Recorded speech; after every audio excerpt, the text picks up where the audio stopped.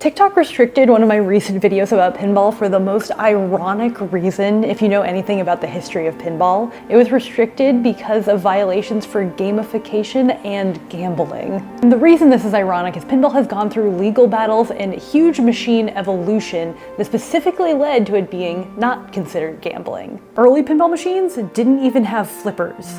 The only real control you had over where the ball went was how you launched the ball and nudged the machine.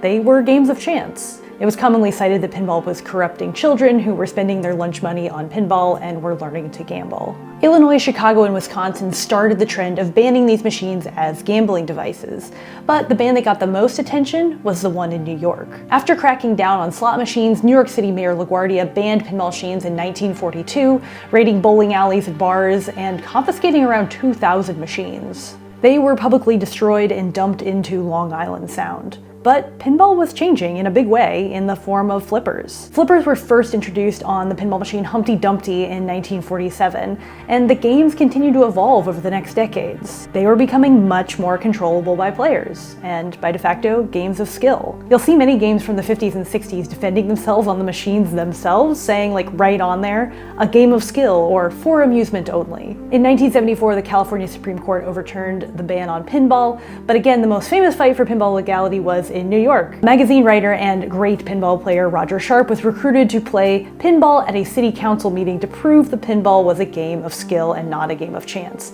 He famously called one of his shots before shooting it and helped clear pinball of its gambling reputation and roots. There is an awesome movie about this. If you want to see the whole thing, highly recommend it. Since then, pinball has developed a robust competitive scene full of extremely skilled players who have mastered flipper skills and complex rule sets, and I'm sure would argue they are playing a game of skill rather than a game of chance. Except, of course, when the ball goes straight down the middle. That was all chance and nothing to do with skill.